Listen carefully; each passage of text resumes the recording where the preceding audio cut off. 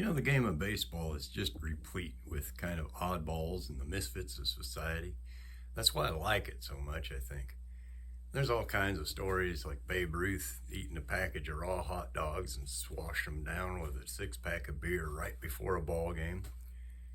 To a pitcher, I wish I could remember his name, I believe it was in the 1970s, who signed a then record contract, $75,000.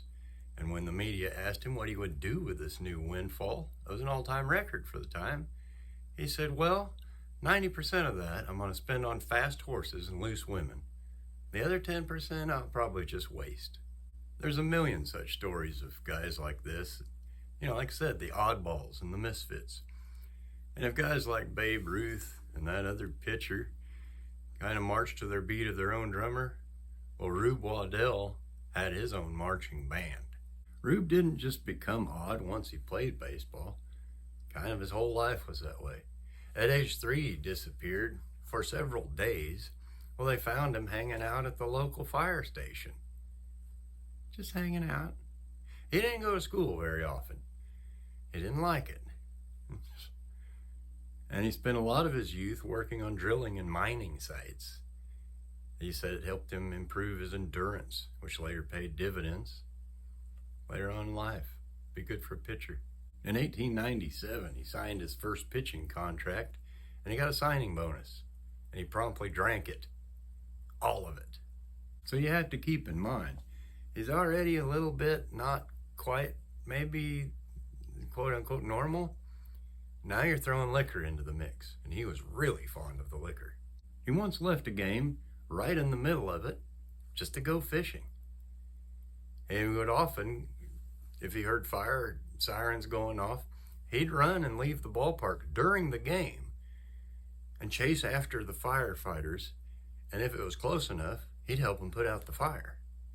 Well, this got to be such a common practice that if sirens were heard going by the stadium, his teammates would tackle him to keep him from leaving the game.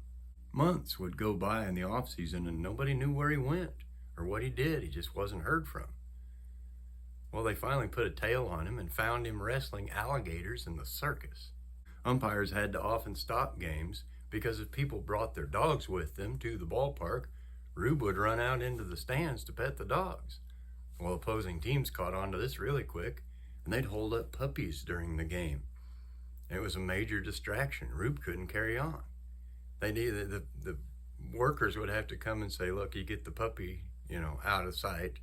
Can we just get on with the game? You're holding up the whole process. If they had shiny objects, it seemed to put him in a trance. And again, the game couldn't carry on until something was done about it. Early on, he got married, and he once got in such a domestic fight, he hit his father-in-law with a flat iron, he cracked his mother-in-law with a chair, and when their family dog bit him, he punched that sucker right in the throat. They would have exhibition games back then. It's kind of like spring training is now, except way more loose, and the fans might get a free pinwheel for showing up, or, little trinkets and gewgaws, maybe a keychain or something like that. Well, the rules were pretty lax. So Rube would often send his teammates in the field to the dugout and say, watch this, boys. I'll strike out the whole side by myself. And then he would do it because there was no lack of talent. It was just the focus and keeping him on the straight and narrow, you understand? And once he would do this, he would either cartwheel off the field back to the dugout, or sometimes he'd do somersaults. Well, now you couldn't do this in the major leagues. There's actually a rule in the rule book that says at all times you have to have 9 players on the field. So Rube couldn't do this little trick. But once in a while, he'd bring guys in from the outfield and let them sit on the infield grass, demanded of them. Watch, boys, I'll strike out the whole side. And then he would do it. The drinking was just getting out of control. So management, trying to curtail that, would pay him in $1 bills on an as-needed basis. Meaning he had to show, I'm out of groceries, I need a couple ones. They'd just hold the money back so he didn't drink it all. It didn't help. He was once suspended for 5 games for climbing into the stands to beat the crap out of a guy that was heckling him. Later on, he missed an entire game because he ran into some kids playing marbles on the sidewalk on his way to the game, and he just decided to join them. On August 19th of 1900, He pitched 17 straight innings of a doubleheader for, I believe, Milwaukee that he played for at the time. 17 innings, and won the game at bat, hitting his own triple. He knocked in the winning run. Well, his manager, Connie Mack, also a great baseball name, said, "You look pretty strong there at the end, Rube. You think, I could get you to pitch the next game? This is 2 games now. He just pitched 17 innings. This is a doubleheader." And Rube says, "Well, I don't know. Let me warm up in the bullpen, and I'll tell you if I feel good enough to do it or not." You just pitched 17 innings. Well, Connie Mack, his manager, said, "Well, I'll sweeten the deal. I'll give you a 3-day fishing vacation." Well, Rube couldn't pass that up, so he started the second game of the doubleheader, pitched all 9 innings of shutout ball, and then went to the lake. July 1st of 1902, he became only the second pitcher to pitch what they call an immaculate inning. That means 3 batters came up, 3 batters were out. No balls, no foul tips, no hits, 9 pitches. 3 strikes, you're out. Next batter, 3 strikes, you're out. Next batter, 3 strikes, you're out. Go sit down. An immaculate inning. There was no lack of talent in Rube. It's just that focus was pretty iffy. He began the 1903 season living at a firehouse in Camden, New Jersey, and he ended that same season having drank all of his game money tending bar in a town called Wheeling, West Virginia. But during that same 1903 season, Rube was a busy man. He won 22 games for the then Philadelphia A's. He toured the nation in a traveling play, which he later used, because of the popularity of it, to negotiate a better baseball salary for himself. So he wasn't off. Some people claim he was mentally retarded or something. He wasn't stupid, and he wasn't illiterate. That was another claim that went on. Such was not the case. Still in 1903 here, he married and divorced a woman from Lynn, Massachusetts. Just something you do during the season. He saved another woman from drowning. He accidentally shot a friend in the hand, and he was bit by a lion. 1905, his roommate on the road refused to play unless it was put into Rube's contract that he couldn't eat crackers in bed.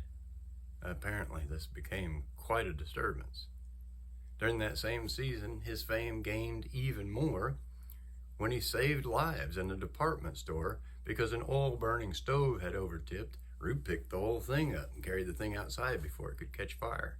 All this stuff just added to his popularity. This is a big, strong, robust man. And like I said, when his mind was engaged right, he could bring it. There was no lack of talent. Trouble with that is, sooner or later, no matter how talented you are, you can kind of wear out your welcome, and people will get tired of your crap. By 1908, he was unsure of how many times he had been married and divorced. He got in a fist fight on a cross-country train, making fun of a teammate's straw hat. And back in 1905, he missed the World Series because he hurt his shoulder trying to destroy another straw hat. Maybe straw hats weren't such a good idea. 1909, he passed out in the middle of a game. It didn't say if this happened in the dugout or on the mound. I kind of got a hunch it was on the mound. And he just blacked out. The drinking was uncontrollable. By 1912, he'd helped save the town of Hickman, Kentucky from a devastating flood. In the process of that, he caught pneumonia, and that stripped him of about half of his vitality, and he never really recovered from that.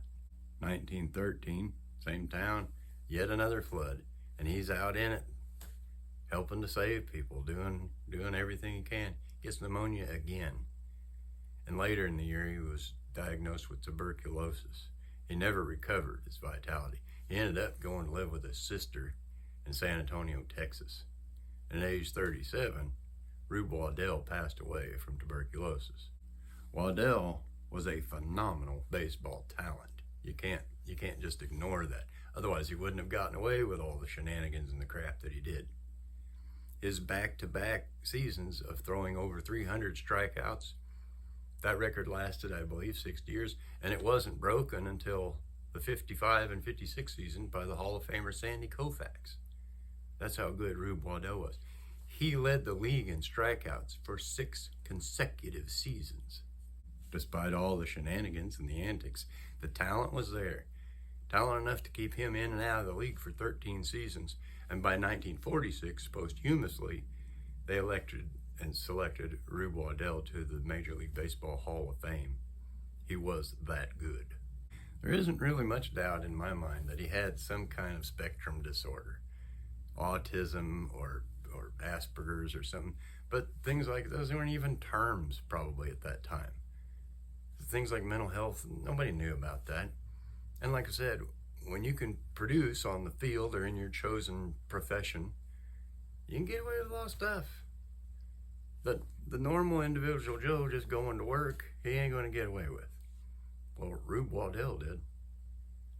Fascinating character of history. Hey, thank you for watching. Put your comments down in the doobly-doo, the comment section if you want to. Always read them. I do thank you for watching. I appreciate your time. I'll see you next time.